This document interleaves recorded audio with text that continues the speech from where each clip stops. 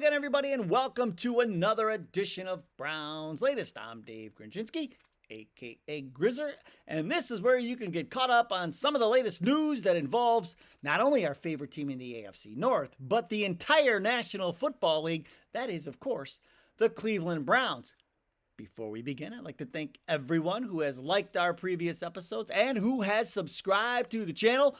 We're closing in on 8,000, and I'm already getting requests for what I should wear, because I will change the fit for one day once we get to 8,000 subscribers. So keep the suggestions coming in. Who knows? I may use one. And then to everyone who has gotten into the viewer comment section to make their voices heard, I really appreciate it. Some great discussions going on, especially since Shedeur's got his big night tomorrow night in Charlotte. Now, speaking of that, the one thing we found out about Joe Flacco after yesterday's joint practice finished up with Carolina, we'll also share what the head coach, Kevin Stefanski, expects Shedeur Sanders to do in his start tomorrow night. There was a surprise guest out there in Carolina, and he's wearing Browns gear yesterday, too. Who could that be? And in the viewer comments, what is going to happen when Shedeur balls out tomorrow night? We're going to find out. But first things first, let's get you the schedule. It's kind of light. This is the lightest it's been in a couple of weeks. So today they will do a walkthrough. But there's no media availability, so you won't see much of anything coming out of there today. And then tomorrow, of course, the big game. Shedeur Sanders, now confirmed as the starter. He will start. Tyler Huntley will take over at some point. I don't know if it's going to be halves, how they're going to do it, but they're going to teach Huntley some plays, and then they'll probably just run those same plays over and over again in the second half. But we don't care about that. We care about who's starting the game. And then Saturday, Kevin Stefanski will be available via Zoom. They'll be traveling back here to the shores of Lake Erie, and they'll get back at it. Now, there's no schedule availability on Sunday. Sure, they'll be working out and things like that, but they'll start getting back at it because they got to get ready for Philadelphia. They're going right back out to Philadelphia for two joint practices next week. The first time in Stefanski's all of his time here, 6 years, that they've done two joint practices. Now, okay, so then everything got going, right? And so here's your update. So they get out there, and the first thing that was notable is the Canales says Carolina, they are going to play some of their starters, and they'll play two. They'll play one or two series, 8 to 12 plays. That's where they're at. Stefanski said the same thing. They're going to play some of them. Obviously, they're holding out Gabriel and Pickett and guys like that because of injury. But most of the starters will rest. Some of the starters will play. But then the practice started. Now, there's no video, although I did see one clip of Gabriel throwing. We got to talk about 7-on-7s because, anyway, we'll get to that in a minute. There was no video in the competitive rounds. So this is a lot of just you're basing it on, I'm going through multiple sources and trying to make sure that everything matches up. And for the most, yeah, it is. But here is, of course, our favorite thing, the tracker. Now, Kenny Pickett and Dylan Gabriel were limited to 7-on-7s. Flacco was first in teams. Shedeur was second in teams. But in the 7-on-7s, Pickett went 3 for 4 with a throwaway. Sanders went 1 for 3 with a throwaway. Gabriel 4 for 5 with a drop. Flacco did not do anything. But now 7-on-7s, I'm going to stop even counting these because there is absolutely no rush. And I decided this on Monday when I was at practice. I'm like, you can't count these 7-on-7 things because there's no rush. There's the core. There's DBs covering the wide receivers, but there's no rush. So the 7-on-7s, yeah. But here's the totals. Flacco, 8 for 13. He had another good day. Judy and Flacco, the word on the street is Judy and Flacco had great days. And they did. I told you, Flacco is dialed in. We're going to talk about him a lot more here in a minute. Sanders, 4 for 7. I mean, not bad. There you go. Nothing wrong with that. Pickett, 5 for 7. 2 touchdowns against air. Gabriel, 7 for 8 and a touchdown against air. I could go 7 for 8 and throw a touchdown against air. And then Huntley, they gave him a couple of reps to get him ready for Friday night. as well. So there's the tracker, and Huntley. Now you had to add a name to it, so it is what it is. But I'll tell you what, folks. What we learned about Joe Flacco after this is that he really wants his job. He talked about it after practice and said that he's out there. He wants to be the starting quarterback. He's not here just to teach and be a guy that hangs around and makes some money and he wants to contribute. He wants this job, and right now he's playing like he really wants this job, and so he's been locked in, and that's what that was one big takeaway from that. And he talked about Shedeur and how he's excited for him because he remembers that he said the first time he ever got into a preseason game, he cleaned up at just the last 2 minutes of the game, so not quite the same as Shedeur, but no matter what, he's going to remember because he remember even if it was a 2-minute mop up duty, he'll never forget how he felt going into his first NFL game. So there's going to be a lot of there's going to be so much hype, so much excitement. It's going to be so fun to watch tomorrow night. Now, the other thing that happened, like off the field, that I was like, this story leaked that the Browns, according to Michael Silver of The Athletic, this was happening like during, while everything was going on. Apparently, after trading up for Sanders, this is according to Michael Silver from The Athletic, after trading up to take Sanders in the 5th round, the Browns rejected multiple trade offers for Gabriel, preferring to move forward with both rookies. Now, when that hit, of course, I was getting texts, what do you think? And this and that. And here's what I think. Me personally, feels like that's a leak. It feels like the timing of this feels suspect, So what happens? Shedeur's going to go out there Friday and play really well. Then, of course, there's going to be a groundswell of support from the public, and there's going to be so much pressure on it. So what do? Right? Eliminate one of the quarterbacks by trading them.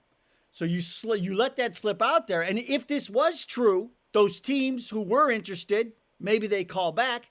And even if it wasn't true, if there are teams that are interested, maybe they'll call. And if you're the Browns, you go, well, you know what? We took him in the 3rd round. We rolled the dice. After seeing him for a few weeks, he doesn't look that great. Now he's hurt. So you know what? Here's what we'll do. Let's try to trade him. Nobody will fault us for that. At least we get something back for him. Who knows? Maybe we can get our 3rd round pick back for him.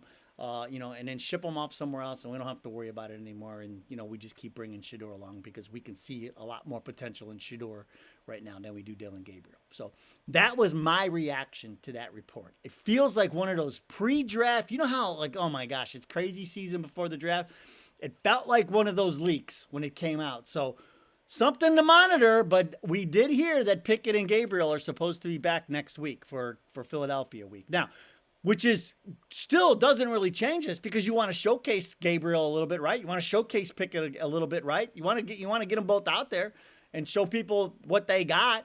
So I feel like a trade is coming at some point before game 1. And so we'll see. We'll see what happens. But the bottom line is right now, this is Joe Flacco's job to lose, in my opinion. I don't see how Kenny Pickett's going to have to do a ton with his bad hammy to try and overtake Flacco at this point. But we'll see. Now, let's get to the guy who is starting the game tomorrow night, and that's Shedeur Sanders. So he's going to start, and Kevin Stefanski was asked, okay, well, what do you expect of him? Like, what's going to happen? And he says, well, my expectations for Shedeur are no different than the rest of the guys. We expect him to go operate. When you get into these preseason games, you try and keep it very simple so guys can play fast. Concepts that our players know and not think too much. Just play ball. That's what they want. And so here's what I'm going to say, folks. Typically, these preseason games, now, it's vanilla defense. And a lot of the plays they're running, they don't want to show too much of anything because everybody's got film. And, and if there's somebody on your schedule that gets a hold of that film and they study it a little bit, you're giving away some of your secrets. So these preseason games are very vanilla. So I expect Shedeur to look really good tomorrow night. I do. And it's not a slight on it because the defenses are vanilla. Now you will see some of these teams. I know some of these teams will blitz and still in a preseason game. You might see some of that tomorrow night, but you just heard it from Stefanski. He said we try to set up our guys to win in these preseason games because we don't want them out there thinking and not just they want them out.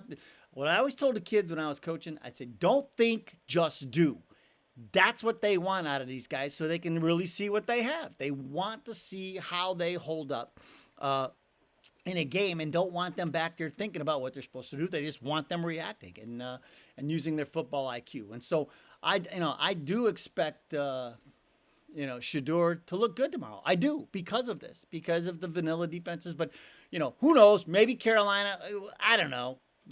Are they going to try and, put some wrinkles in the defense and see what they can do to the rookie? Who knows? Maybe. All I know is this. They know that we know that there will be a lot of eyes on this game. I'm telling you, man, this is going to be I'm going to do some research into the most watched preseason. And there's probably not even research. There's probably nothing to research because nobody would ever cares about these preseason games until now. So, anyway, speaking of things we don't care about, surprise guest out there at practice yesterday was Deshaun Watson. It's the first time he has shown his face at a training camp, we'll call it event, a practice. All the time in Berea, he was in the weight room. That's it, and he never came out of the weight room. And now they go to Carolina, and he decides to show his face. I wonder if he just, I don't think the reaction would be good if he came out and showed his face at practice. He would probably hear some disparaging remarks, which is somewhat sad, but that's probably why he stays out of eyesight in Berea. But he did show up. He had a towel on. He was, he was there standing around in a Browns jumpsuit. So he was wearing Browns gear. So, but so this got me thinking again. It gets me all, you start, whenever you see Watson, you start thinking about the trade, and then the other day CBS came out with, they ranked the 12 worst trades in NFL history. And of course the Watson trade was one. And I'm going to show you this graphic. But here's the thing. Here's what I learned. Here's something we can feel good about. Every time somebody brings up the Watson trade, I want you to go here. Okay, here we go. Ready? So I'll give you the top three. So the top three, according to CBS Sports: Watson to the Browns, Russell Wilson to the Broncos, and Randy Moss to the Raiders. I'm not going to bore you with the details of the Russell Wilson, Randy Moss trades, but Trent Richardson to the Colts is 8th on the list. And so if you remember that trade, we fleeced Indianapolis on this deal because remember, we gave up all those picks to get him in the third round. We gave up the first round picks in 22, 23, and 24, plus a third round in 23, a fourth round in 22, and a 24 in shade for Watson. But remember, when Trent Richardson, everybody thought he was going to be the second coming. And so we traded. He wasn't doing much for us, and so we traded him to the Colts.